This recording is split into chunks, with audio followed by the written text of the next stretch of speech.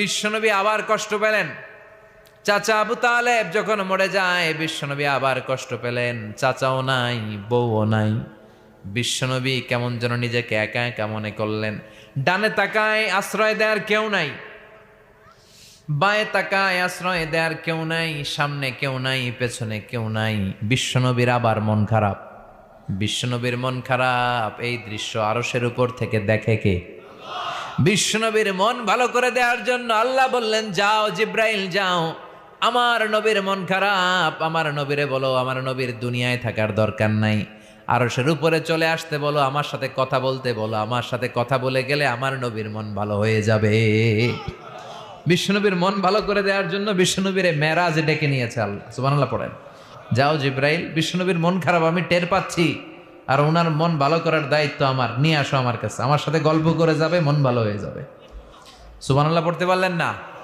তার মানে যেখানেই নবী চিন্তিত ওইখানেই আল্লাহ সাহায্য আছে না নাই? মদিনায় যে বিশ্বনবী আবার টেনশন শুরু করলেন, ও আল্লাহ, আগের জামানার উম্মতেরা হায়াত পেত বেশি, কেউ পেত 3000 বছর, কেউ পেত 2000 বছর, কোন কোন উম্মাত পেত 1000 বছর। আমার উম্মতি মা বাইনা 60 ইলা 70, কিন্তু আমার গুনাহগার উম্মতগুলো 60 থেকে 70 বছরের মধ্যে সব মরে যাবে। বিষ্ণু বললেন, আমার উম্মতি মা বাইনা 60 ইলা 70, আমার উম্মতের গড় বয়স 60 থেকে 70, তাই না? বিষ্ণু বললেন, মাবুদ আমার উম্মতি মা বাইনা 60 ইলা 70, আমার গুনাহগার উম্মতগুলো 60 থেকে 70 মধ্যে সব মরে যাবে। আগের উম্মতেরা হায়াত পেল বেশি, ইবাদতের সুযোগ পেল বেশি, আমার উম্মতেরা হায়াত পেল কম, ইবাদতও কম, আমার উম্মতের কি হবে?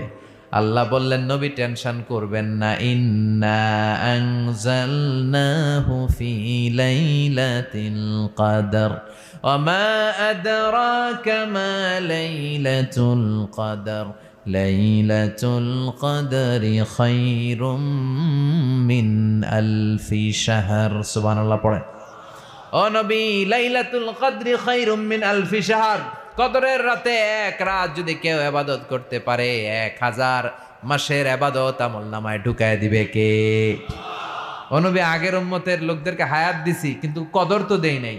কদর দিছে আপনার উম্মত রে। আপনার উম্মত এক লাইলাতুল কদরে ইবাদত করবে, এ ইবাদত খায়রুম মিন আলফি শাহর, 1000 মাস ইবাদত করলে যেই সওয়াব তার চেয়েও বেশি সওয়াব। চিল্লায় কোন সুবহানাল্লাহ। ফাতারদা, শুনে আবার নবী খুশি। সুবহানাল্লাহ পড়েন। ওয়ালা সাউফা